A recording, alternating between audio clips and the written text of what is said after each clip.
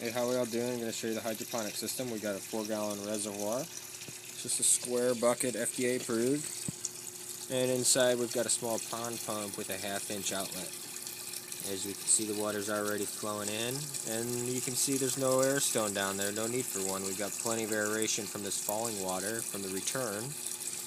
And what happens is the water comes up that line there and into our 3-inch PVC. And our PVC runs down into our first tee, which is where our first plant location is going to be, is our purple potted green beans. Inside of that tee is full of grow stones. We've got hydroponic grow stone towards the bottom. And at the top ring, we've got that filled with the aerated grow stone. The difference is the size of the stone. Grow stone hydroponic is much larger than the soil aerated grow stones. And we'll run down into our second tee, which has got blueberry tomatoes. They're cherry tomatoes that have got a blueberry color to them. And we'll run around to a 90 and another 90. And then back over to our pink bumblebee tomatoes. And our black vernissage tomatoes. Really excited about all of these. Just started watering them now, so it's going to be probably 3 or 4 days before they actually start to sprout. And we're looking at probably a week or two before we start actually seeing any type of true leaves, mature leaves, coming out of those seeds. And once it grows through, it's going to grow through this netting. It's just a plastic netting. And we're going to use that to hold the canopy instead of running a line for up to the ceiling for these plants to grow upwards. These are vining plants, none of them are bushes. What we're going to do is we're going to run it back and forth along this vining trellis that is horizontal instead of vertical. And what that'll allow us to do is get a nice long vine going back and forth for each plant, plenty of room for each one to grow. And then the nice thing is,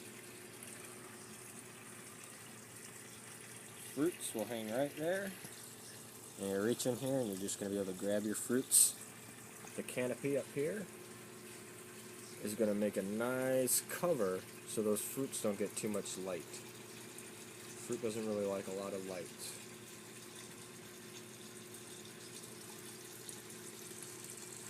And then it comes through and it returns. The reason I use these tees is so that I could utilize grow stone without filling the entire tube with grow stone. So what I have is I cut out rings of this plastic to fit inside here. So I've got a net at each joint, and then I fill them with grow stone. We've got the hydroponic grow stone up to about right here. And then we use the smaller grow stone, the soil aerator grow stone, to fill this part. The reason I did that is so that I could put the seed right on the top and it wouldn't fall all the way to the bottom, because a lot of these seeds need some light in order to germinate properly. And over there we've got the green beans. Green beans needed to be about 1 inch below the surface. So what I did is I put them just above the hydroponic layer. So there's this thin layer of the soil aerated stone, and then a seed, and then more stone. The nice thing about these grow stones is they retain water very well. They retain nutrients and they retain oxygen very evenly. So you don't get an overabundance of oxygen and no nutrients, and you don't get an overabundance of water and nutrients and no oxygen. It's a very nice even retention of each.